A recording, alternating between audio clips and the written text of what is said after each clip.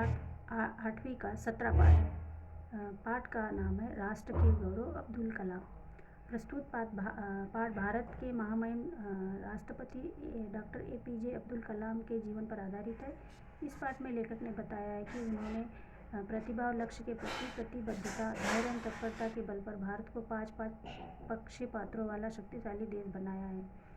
चलो सिर उठाकर पड़े हर कदम इत्मीनान से कहीं छोड़ आते हैं, यानी उन्होंने ये कविताएं लिखी। इस पाठ में अब्दुल कलाम के बारे में बताया गया है और उनका नाम उनके पूर्वजों के नाम पर रखा गया था, अब्दुल फकीर जैनाबद्दीन अब्दुल कलाम। यह नाम बहुत लंबा है। वास्तव में इनमें अब्दुल कलाम की प्रस्तुत हस्तियों का वास्तविक नाम है अबुल थे इनके परदादा, फकीर दादा, जैनाबद्दीन पिता। स्थानीय प्रथा के अनुसार 4 पीढ़ियों के नाम यहाँ एक साथ क्रम में जोड़ दिए गए हैं। यह नाम भारत के भूतपूर्व राष्ट्रपति APJ अब्दुल कलाम, जिन्हें भारतीय प्रक्षेपास्त्रों के जनक के रूप में विश्व भर में ख्याति प्राप्त हो चुकी है।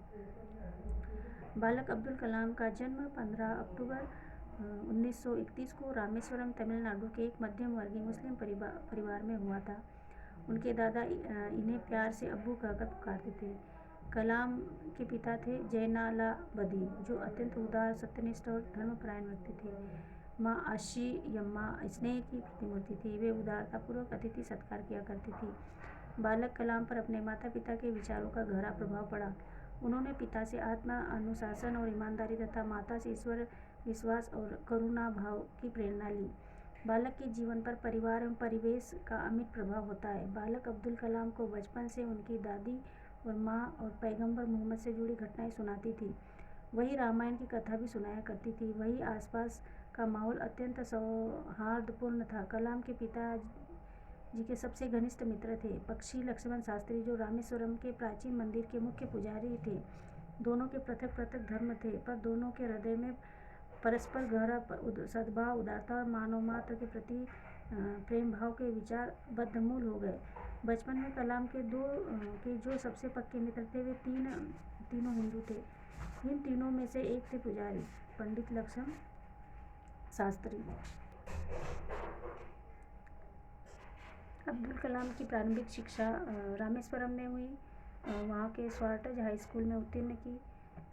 सेंट जोसेफ कॉलेज में 4 वर्ष तक अध्ययन करके BSc की परीक्षा उत्तीर्ण की। भौतिक शास्त्र के साथ अंग्रेजी साहित्य पढ़ने में उनमें रुचि थी। दर्शन शास्त्र के प्रति भी उनका झुकाव था। डॉक्टर कलाम अखबार बांटने से लेकर प्रथम श्रमनिष्ठा प्रदर्शित की थी। वह कॉलेज में पढ़ाते हुए भी जारी रही। अवकाश में घर आते तो अपने भाइयों की दुकानों पर सामान बेचने और उन्हें तनिक भी संकोच अनुभव नहीं होता था। कलाम बचपन से ही समुद्र के किनारे घूमते समय ऊंची उड़ानें भरते, पक्षियों की तरह आकाश में उड़ान भरने की कल्पना में खो जाया करते थे। इन्हीं कल्पनाओं को साकार करने के लिए उन्होंने BSc परीक्षा उत्तीर्ण करने के बाद मद्रास के तकनीकी संस्थान में दाखिला लेने का निश्चय किया, पर दाखिले के खर्च के लिए 1000 रुपये की व्यवस्था कैसे हो, इनके पिता के पास इतने पैसे नहीं थे। संस्थान में अध्ययन करते हुए नवयुवक कलाम ने विशेष अध्ययन के लिए विषय चुना था एरोनॉटिकल, वैमानिकी इंजीनियरिंग। अब्दुल कलाम अपना कार्यक्षेत्र चुनने का अवसर उपस्थित हुआ। वायुसेना में अफसर बनने की अभिलाषा मन के लिए साक्षात्कार हेतु देहरादून पहुँचे, परंतु यहाँ तो प्रथमेव ग्रासे मक्षिका पातः की कहावत चरितार्थ हो गई। इनका चयन न हो सका। संभवतः चयन बोर्ड ने प्रत्याशियों की बौद्धिक योग्यता के बजाय शारीरिक योग्यता पर विशेष बल दिया। कलाम को इस असफलता का गहरा दुख हुआ। नवयुवक कलाम ने सोचा कि विमान उड़ाने का उनका बचपन का सपना ही रह गया। कलाम अपनी विशिष्ट प्रतिभा एवं परिश्रम के बल पर उन्नति के उच्च सोपानों पर चढ़ते जा रहे थे।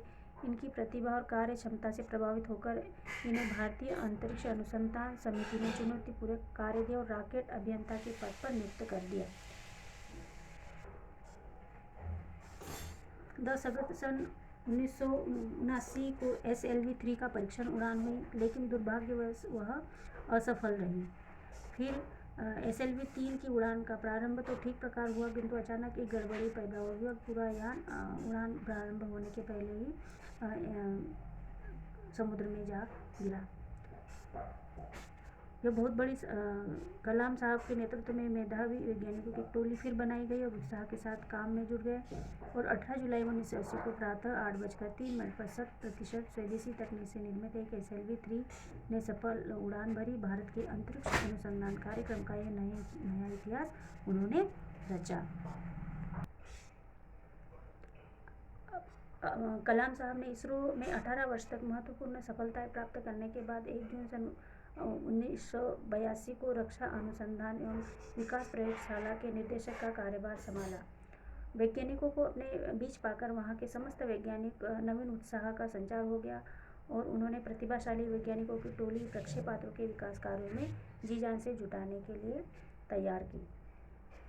उन्होंने सबसे पहले मिसाइल बनाई त्रिशूल और पृथ्वी। उन्होंने इस मिसाइलों को बनाकर तहलका मचा दिया।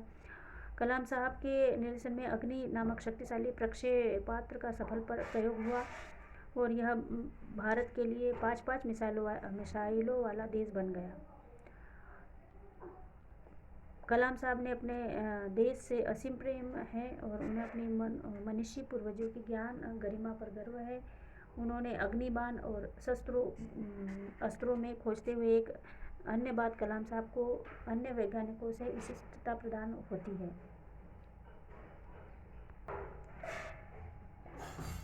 कलाम साहब को भारत रत्न का सर्वोच्च सम्मान देकर सम्मानित किया गया और कलाम साहब हमारे देश के राष्ट्रपति भी रहे। वे सचमुच राष्ट्र की गौरव है। राष्ट्र के महत्वपूर्ण कार्यों को संपादित करने के साथ साथ वे किशोरों और युवाओं के कार्यक्रम के लिए समय निकालकर अवश्य जाते थे।